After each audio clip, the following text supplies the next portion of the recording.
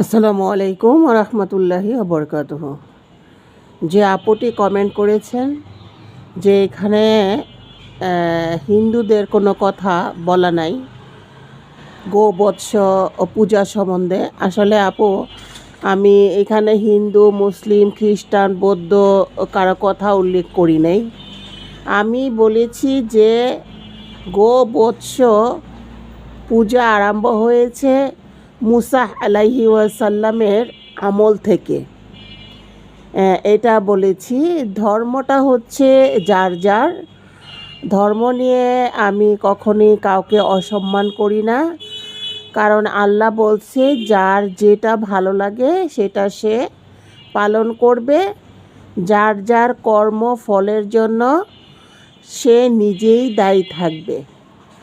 আমি আমার কর্মের জন্য দায়ী থাকব, যে যা করবে তার জন্য সে নিজে দায়ী থাকবে।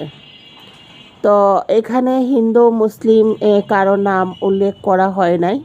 যেহেতু এখানে আমাদের কোরআনের আয়াত নাম্বার দিয়ে দেওয়া হয়েছে, সেহেতু আমি ওইভাবেই কোরআন থেকে আয়াতটা তুলে ধরে ব্যাখ্যা করেছি শুধুমাত্র। যেমন আপনাদের রামায়ণ, গীতা, তারপরে হচ্ছে আরও যে ত্রিপিটক, এগুলা আমি পড়েছি, কিন্তু সেখানেও আপনাদের মূর্তি পূজা করার কথা বলা হয় নাই। আমি আপনাদের যে বইগুলো পড়েছি, কোন আয়াতের মধ্যে আপনাদের কোন লেখায় কোন লিপিতে বলা হয় নাই যে মূর্তি পূজা করবেন, সে বিষয়ে আমি আপনাদের বই থেকে টপিকস নাম্বার সহ আমি আমার এই ভিডিওতে দিয়ে দিব, ইনশাল্লাহ আপনি দেখে নিন।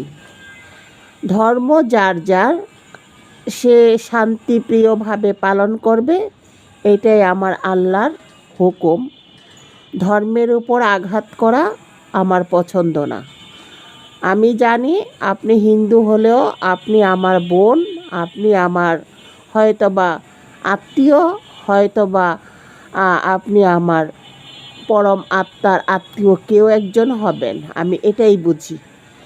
ধর্মকে যে অপমান করে আমি তাকে পছন্দ করি না।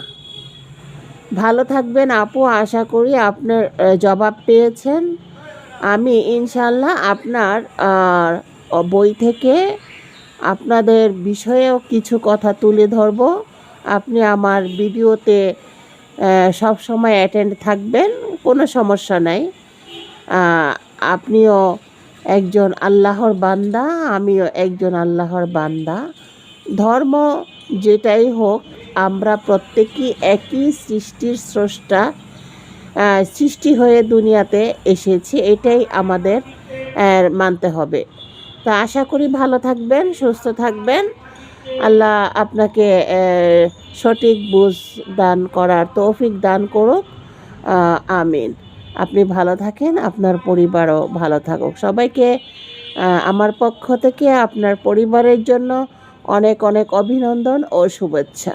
আসসালামু আলাইকুম রহমতুল্লাহি ওয়া বারাকাতুহু।